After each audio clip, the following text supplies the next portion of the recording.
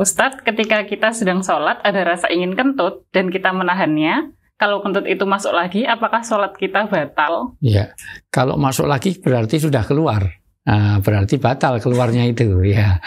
Tetapi kalau dalam larangan menahan ada dua. Pertama memang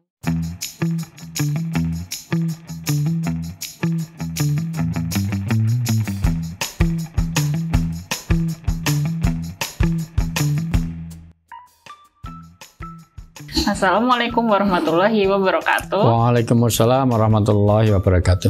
Alhamdulillah kali ini kita berkesempatan untuk ngobrol-ngobrol lagi di Femcast Family Podcast. Aku tanyain ya. Aku jawab ya nak. Oke, kali ini kita ngobrolinnya nggak pakai tema. Oke. Karena kita akan ngobrolin serba-serbi pertanyaan yang udah masuk di DM-nya Ayah di Instagram @ustadzwijayanto_official dan @nasehatui. Tetap kita seleksi dulu karena terlalu banyak ya, mana yang memungkinkan dijawab dulu ya. Kali ini kita nggak ada temanya karena sebelum-sebelumnya kan kita membahas pertanyaan itu kan lumayan berat, agak detail gitu ya. Kali ini tuh temanya, maksudnya kalau bisa kita bikin tema tuh kali ini serba-serbi pertanyaan sederhana, mungkin lucu tapi sebenarnya perlu juga mungkin kita ketahui. Jadi kita akan bahas ini, pertanyaan-pertanyaan ini nanti.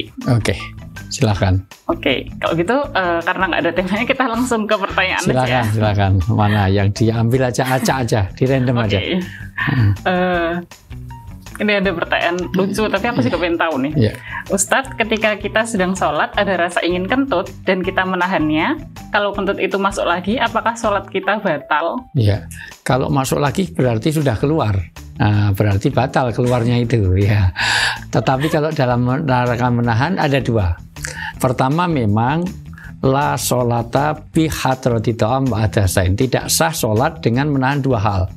Satu, menahan makanan. Jadi kalau makanan sudah siap, makan dulu baru sholat. Kecuali kalau makanannya safe ya, aman. Misalnya makanannya di kulkas atau memang dia aman, tidak mungkin. Jangan sampai kita sholat tiba-tiba kelunting, waduh dimakan kucing. Nah, akhirnya sholatnya kulhu kulawat Allahus ya, sambil ngusir kucing itu. Yang kedua, menahan dua lubang, yaitu kentut, kencing, berak. Lubang ke depan maupun ke belakang. Nah, jadi kalau habis wudhu kita terasa kentut, terasa kencing, ya kencing sekalian, kentut sekalian, wudhu lagi. Itu. Jangan ditahan. Nanti walau dolin yang lain amin. Aduh. Imamnya jangan lama-lama. Kalau Ustadz Anwar Zahid katanya kulhu aja le. Apalagi sudah sampai atahiyat. Berasa kentut, disayang, ditahan-tahan. Assalamualaikum dut, luar biasa. Padahal kalau ditahan itu, kalau daya tahannya kalah, keluarnya malah panjang. Dingin. Iya, terutama yang gemuk-gemuk. Karena antara hulu sama hilirnya itu jauh, jadi vibrasinya itu luar biasa. Tetapi kalau menahannya tidak sampai mengganggu gerakan sholat, nggak ada masalah. Misalnya berasa kentut tapi bisa tertahan secara ya kita yang bisa mengaudit lah kira-kira ya. Tapi kalau sudah sampai sialan itu sudah artinya kalau dia sudah sampai mengganggu gerakan tumak ninahnya terganggu, mending dibatalkan. Tapi selama itu. Tapi kalau pertanyaan tadi sudah kentut keluar dimasukkan lagi, kalau keluar kecuali rasanya itu memang bisa ditahan dan tidak mengganggu, tidak ada masalah. Yang jadi masalah jangan sampai karena kita logikanya kita menghadap kepada makhluk saja, menghadap presiden saja perlu persiapan. Ya. Kita nggak nyaman lah menghadap seseorang kentut kan juga nggak enak juga gitu. Apalagi kita sedang menghadap Tuhan kita, ya gitu. Jadi mending ya udah wudhu lagi aja. Wudhu lagi, ya batalkan wudhu lagi kalau memang sudah mengganggu gerakan. Ya. Pertanyaan selanjutnya, Ustadz, adakah yang lebih baik antara ta'aruf rasa pacaran atau pacaran Islami? Kadang kedua hal ini tidak jauh berbeda. Mohon penjelasannya Ustaz. Pertama ta'aruf. Ta'aruf itu adalah saling mengenal. Saling mengenal itu dianjurkan di dalam Islam sebetulnya bukan sekedar untuk pasangan suami istri. Semua manusia itu supaya bisa ta'aruf satu dengan yang lain. Cuman terminologi ta'aruf di Indonesia itu selalu diartikan adalah saling mengenal untuk perjodohan.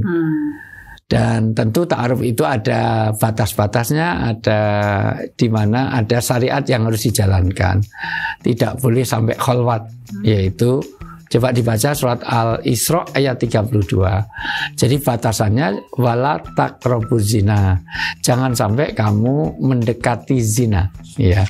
Kata mendekati adalah semua aktivitas yang kemungkinan bisa jadi khalwat. Khalwat itu berdua-duaan. 32. Al-Isra ayat 32. Ya, surat ke-17 ayat 32. Ya. Dan janganlah kamu membunuh orang yang diharamkan Allah kecuali dengan suatu alasan yang benar. Dan barang siapa dibunuh secara dolim, maka sungguh 32. Iya.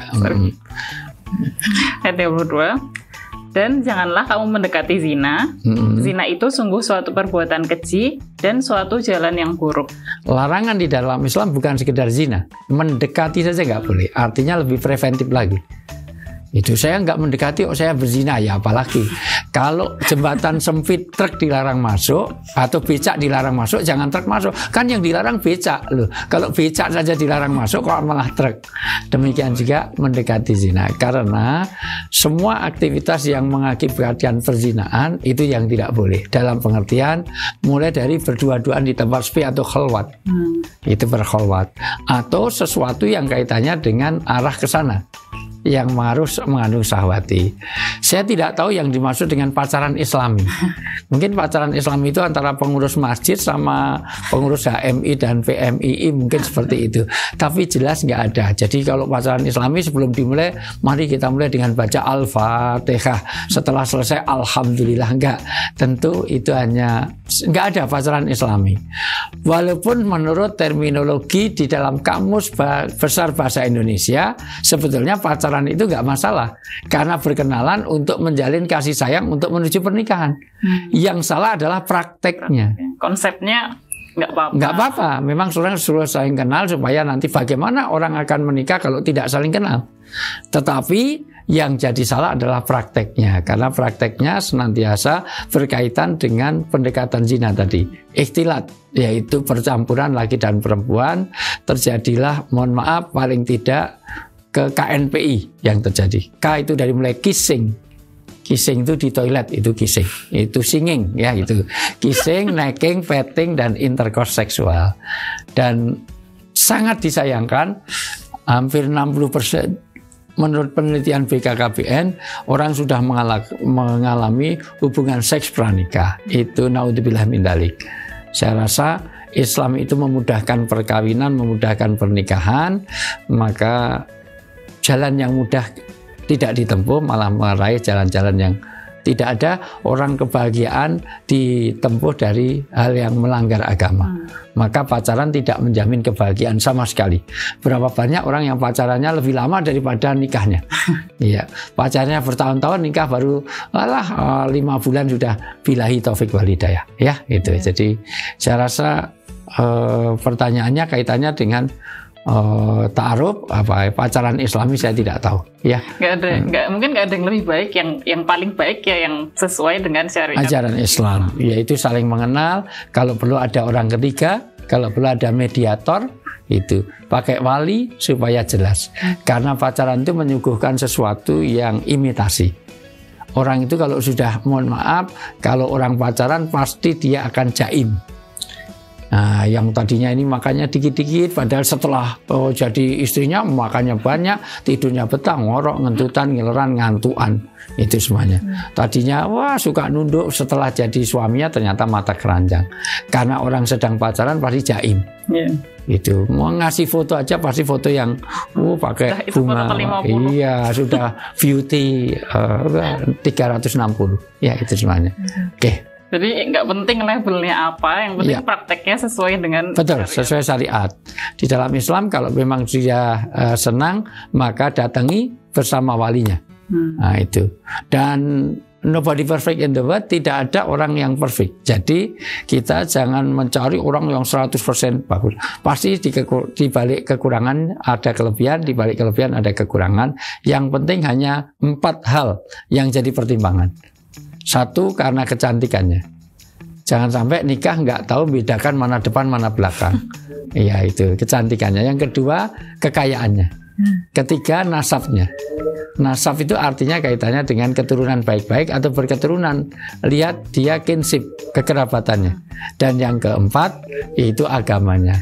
Kenapa agama nomor 4? Karena itu menentukan. Sebab kalau pertama yang dilihat agamanya, kita nggak bisa nolak. Nah, misalnya cantik banget tapi agamanya jelek, kita boleh nolak. Tapi kalau udah agamanya bagus tapi kurang cantik, tidak boleh. Nah, makanya agama selalu di dalam hadis di nomor 4-kan kata Mula Al-Kathir. Ulama besar di Syria, beliau mengatakan justru agama di nomor 4-kan itu supaya orang bisa memilih. Jadi 3 ini seleksi dulu, nanti kalau agama itu jadi indikator. Ya, karena yang 3 itu ya unsur manusiawi. Unsur manusiawi, ya betul. Karena kalau pertama dilihat agamanya sudah terlalu bagus, tetapi kurang kaya kok kita. Iya, nggak bisa nolaknya. Justru itu jadi namanya indikasi itu yang terakhir, yaitu jadi barometer kita, ya gitu. Pertanyaan selanjutnya ini berkaitan di masa pandemi ini. Ustadz, saya tinggal di kota yang berzona merah. Sampai saat ini saya sudah tidak melaksanakan sholat Jumat sampai 4 kali karena masjid-masjid ditutup. Apakah saya otomatis menjadi kafir karena tidak melaksanakan sebanyak 4 kali? Hadisnya memang orang yang tidak melakukan sholat Jumat selama 3 kali maka dihukumi kafir. Tetapi tentu yang dimaksud 3 kali nggak Jumatan tanpa udzur syar'i.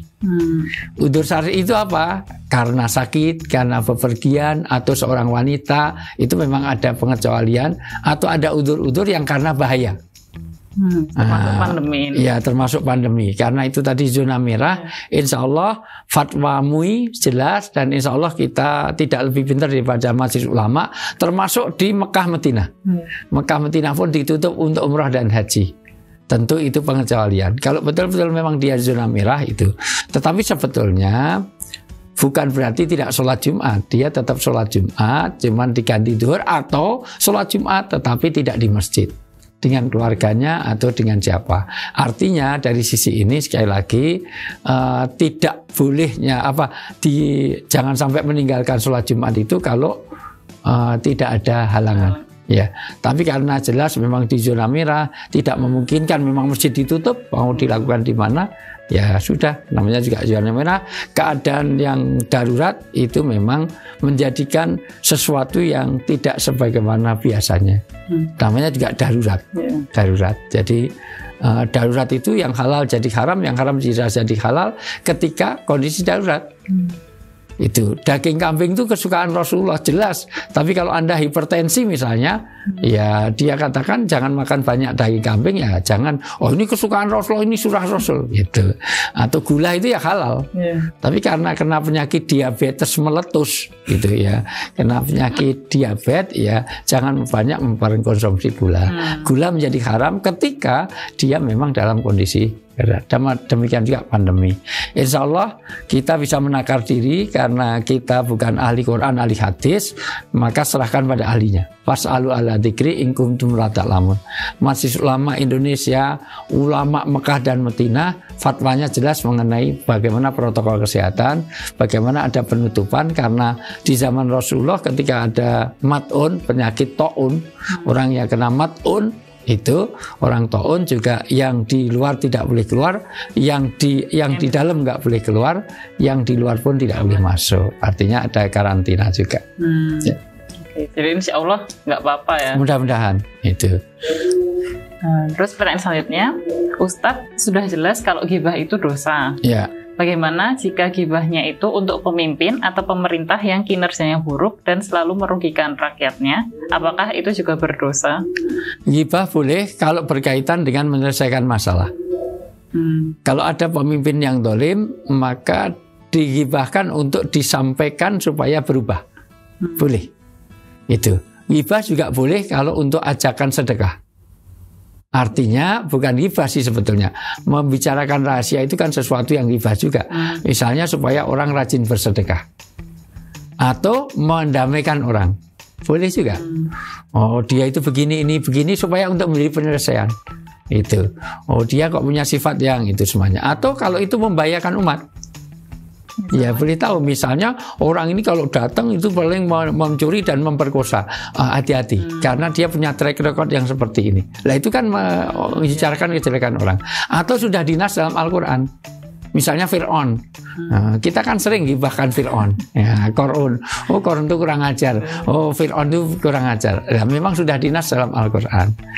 Tetapi ingat, kalau gibahnya memang untuk memberikan penyelesaian, termasuk menggibahkan keadaan suami istri tetapi untuk cari masalah, menyelesaikan masalah. Misalnya kepada ulama, kepada juru damai, mediator, kepada orang yang ahli hal wal aqd, atau pada ahli psikolog misalnya. Suami saya itu KDRT, suami saya itu segala macam. Apa kelemahannya, tetapi untuk memberi solusi. Atau ke dokter. Istri saya itu selalu membuat tidak gairah karena pasti bau keringatnya luar biasa. Padahal menjelekan membicarakan kejelekan kan nggak boleh. Ternyata untuk bagaimana beri penyelesaian nggak baik. Ya itu. Istri suami saya itu gimana? Saya pengen cari kenapa? Suami saya itu ngorok, dengkurnya luar biasa. Sampai kamar sebelah aja. Gitu. Ternyata dikasih solusi. Alhamdulillah punya sakit dengkur, biasanya rumah itu aman. Kenapa aman? Karena pencuri nggak berani masuk, dikira malam-malam ngelembur gergaji, grak. Iya, kedua mungkin juga malah nggak perlu obat nyamuk. Karena nyamuk itu cuma nging itu grok, kalah saing itu semuanya. Nah, ternyata solusi terdapat di situ. Artinya kalau itu memberikan solusi tidak ada masalah atau membahayakan umat. Ya.